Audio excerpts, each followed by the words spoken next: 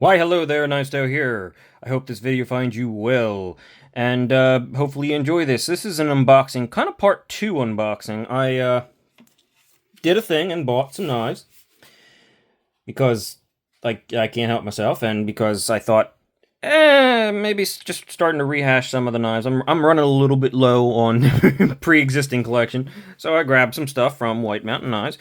You can go back and check out the original unboxing for the first 3 knives that were in that box. I'm actually unboxing something right now. Well, opening. But plastic. Oh, that's why it's getting hung up. Stupid me. Let's see what the plastic does to this edge. Frankly, I'm kind of curious, because this is a relatively recently sharpened edge on the Flytanium Arcade.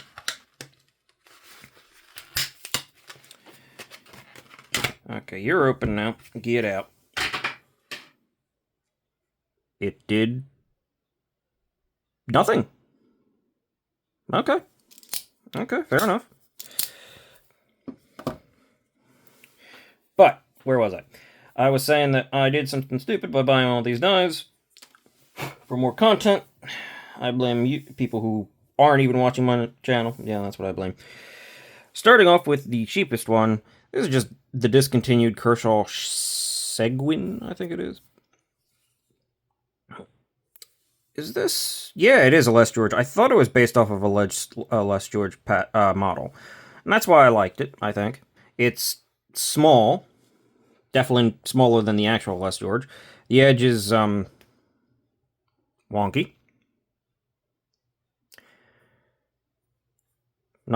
Not great. It's an 8CR13 MOV, which is usually, like, the bare minimum, actually below what I normally grab. It looks like they rounded the edge a little bit, so it's not the sharpest thing in the world. Will it even cut, is the question. Let's see if it'll cut its own little thin cardboard. Not easily at all. It definitely needs to be tuned up. It's steel.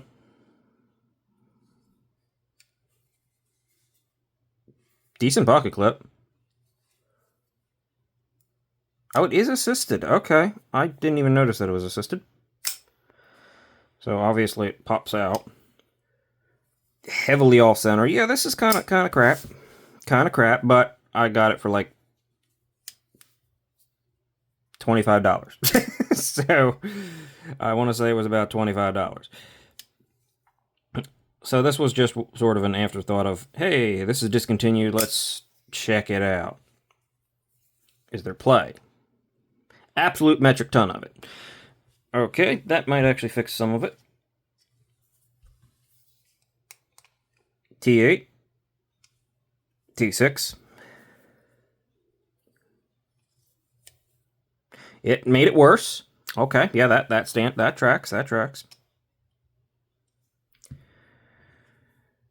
Man, that blade is heavily off-center. I can't tell if it's... I mean, it's massively ground off-center, but it's also poking off-center, too. Now it won't deploy, because it's too tight. Of course, that tracks, too.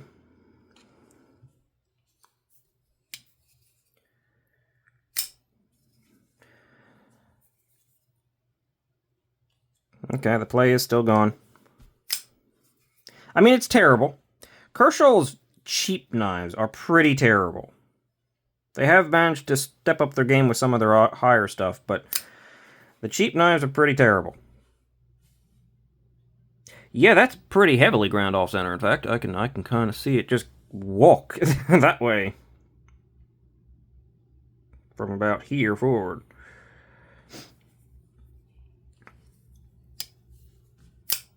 Awful. Just awful. Unfortunate. Let's move on to another one. Also, a very, very cheap knife.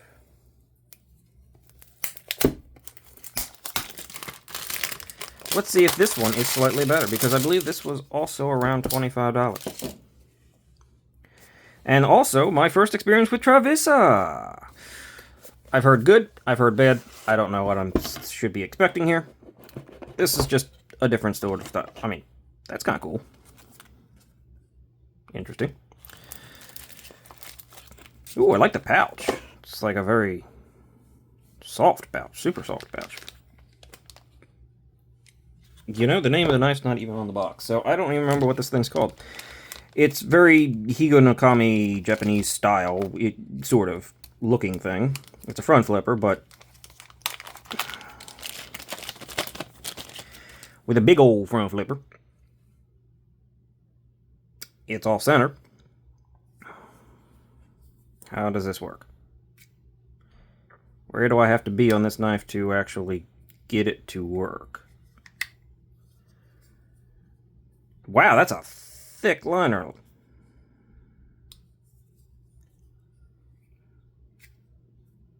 Even there? I'm not sure I can front flip this thing.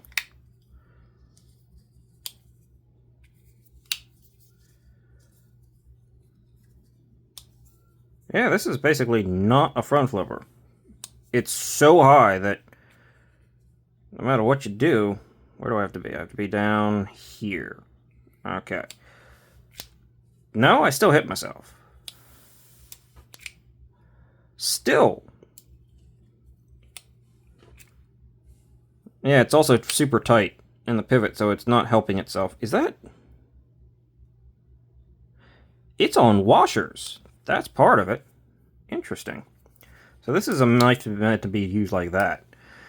Very interesting. Travissa logo. The blade is 14C28N at $26 that I got it for. I'm actually pretty happy with that. Deep carry pocket clip. Surprisingly good access to the very thick liner. The washers are interesting. I was not expecting the washers. Metric ton of play. Metric ton of play.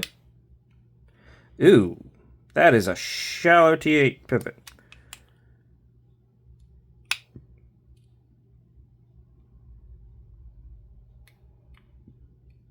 With enough Loctite that I can't move it. Okay, that's a problem.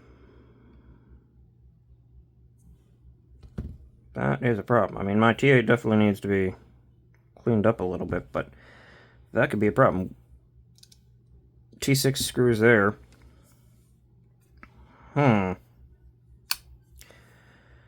If it wasn't for that, I'd actually say this could be really good. Yeah, it's off center, but at $26, I'm not going to be like... And it's a grind issue. The blade itself looks to be predominantly center. It just looks like it's ground at the very end. At $26, I wouldn't say this is bad, but that pivot is a problem. Plunge grind's definitely hitting the edge. Could be better, but stop pin is... Where's the stop pin connect?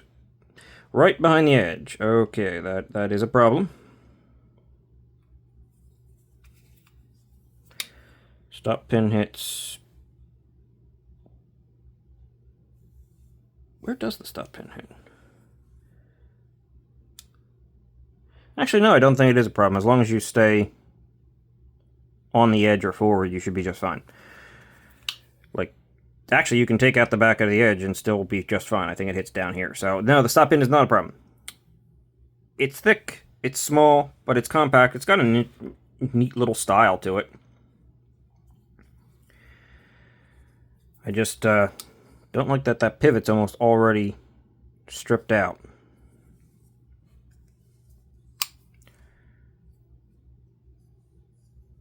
It's a neat little knife.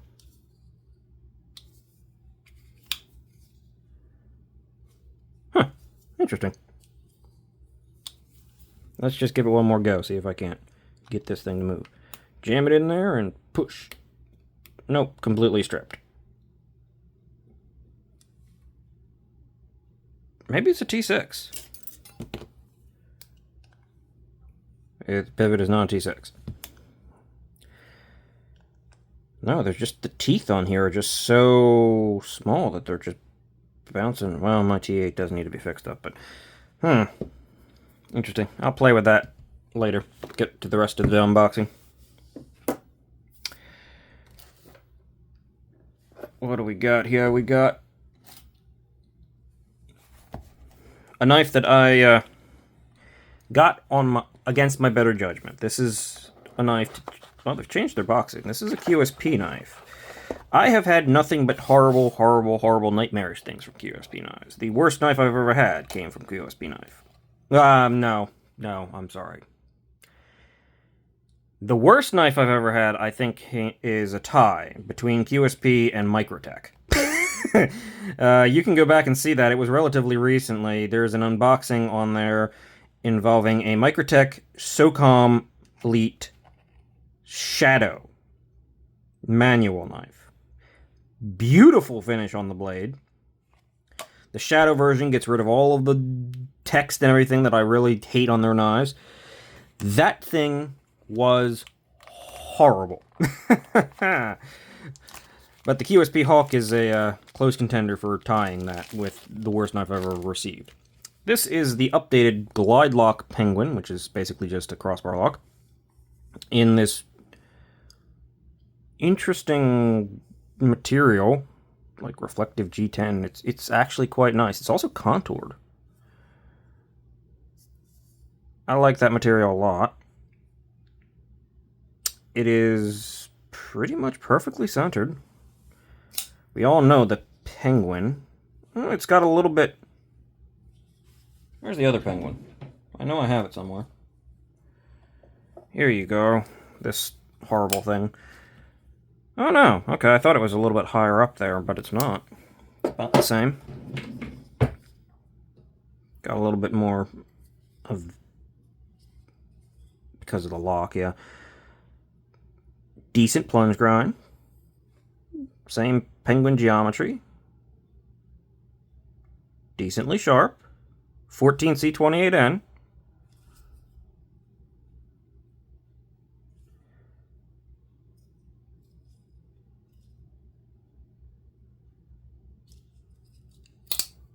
On bearings. No side to side. There's the tiniest hint of an up and down movement. I mean, it is, like, barely there. That might actually just break in as I use the lock a little bit more. Yeah, I think that's already starting to break in, actually. Reversible clip. Is that the Penguin clip? Same old Penguin? No, it's not, actually. The Penguin clip used to have a continuous rise. It was good. That was the one good thing about this. This doesn't have a continuous rise anymore. It probably still works alright. It's still super comfortable in hand. In fact, it's more comfortable. Softened, rounded, and contoured. It's more comfortable than the old Penguin. Okay. I think this is actually a good knife. I think QSP has finally given themselves a good knife. I've had 3 or 4 knives from QSP in the past, and they've all been horrible. Horrible enough that the only one that's even I've kept is the Penguin. And I should have sent that back. I just found it entertaining that there was like multiple washers in the pivot in that Penguin. And it still was the most passable of the 3 or 4. I actually think this is good. This feels good. Good action. The placement of the thumb studs does give it just enough resistance for the flick to actually feel like it's got a pseudo detent, a decent one. Not great, not like Kaiser execution detent for a crossbar lock. And it's a little tight to get for the reverse flick because of these big pads of the... I can probably get used to it, let's see. Yeah, okay, I can get used to it. Yeah, I actually think this is probably pretty good.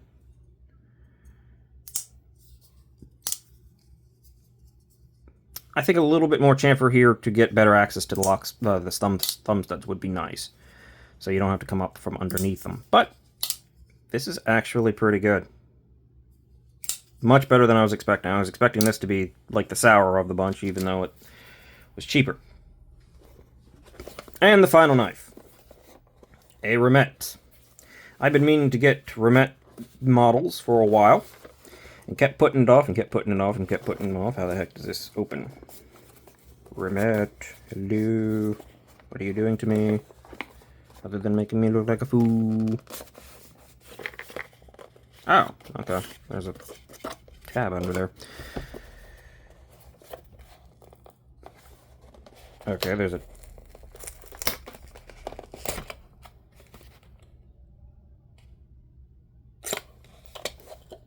Okay, I think I just ripped the box apart a little bit. That's an interesting way of hooking it down, I'll give them that much. But I kept putting it off for other things, and I decided, well, there's a couple Romettes that I'd like to check out, in fact. But this was the number one for a while now, and this is the Peregrine Falcon. The oily Peregrine Falcon. And I would assume this is like a blackish brown PVD kind of thing. Gold accents. Ooh, that has a snappy D10 actually. M390.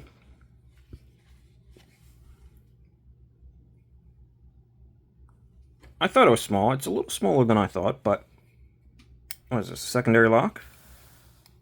Yeah, that works. It's a little tight, but it's got secondary lock, and it's the first time I've ever had experience with this. A pivot-based button lock. Honestly, where I want to get it, I kind of wish this opening hole was just a little bit lower. Like down to there. Just, I mean, I can still get it, but it's a little bit tight as you go up further. Though you can also, this is irrelevant, but you can also disengage it from as a liner lock down there, so the button is just tied to that. Nice. Front flipper could be better.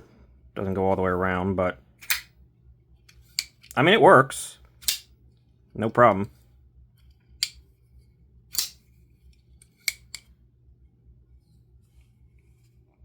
Ooh, stiff pocket clip, but it does have enough flex that it probably won't be too bad of a problem.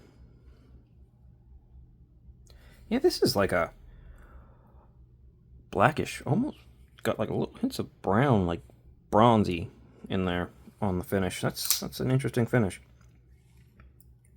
Good plunge grind, dual ground Tonto, technically I guess modified sheep's foot, you could even argue. A sheep's foot, modified sheep's foot Tonto. Something like that. Romette logo kept off to the side. I do like that. Their branding, they don't do too much of it. They seem to keep it off pretty well. This feels good. Like, I wasn't sure about the detent on this thing, but yeah, it's actually just using a standard detent ball, so it's pretty solid, actually. Centered.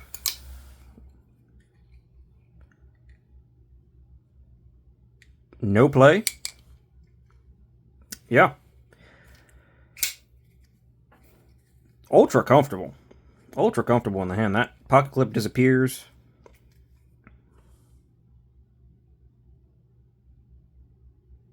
Solid edge. Not like super bitey, but it does feel sharp. Quite sharp. I like this quite a bit, actually. I'll have to try out the other one, the Agile Falcon, someday.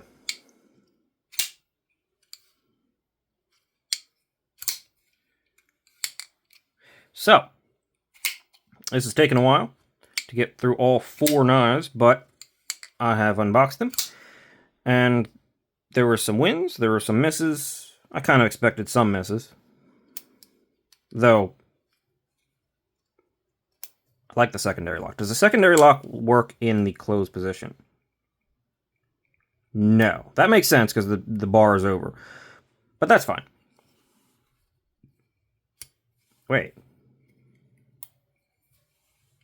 Oh, that. No, it just was my finger hitting at a weird angle.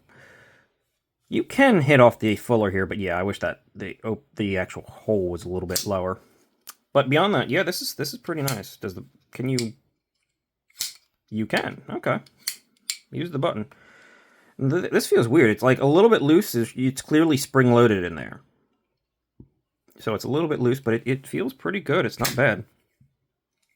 I've never had a button pivot, so yeah. That'll end things here for me. Hopefully you saw something you liked. Weirdly enough, the QSP and the QSP is one of the winners, and this one's another good one. So, and this could be good. I have to mess with this pivot, but for what it is at like $26, it's not. I don't mind it being off center. Predominantly, it's just a grind that's off center, but I'm hoping I can get into that pivot to tighten it down and everything, because otherwise there is an issue there. But some very sort of different knives. A couple that are definitely outside my normal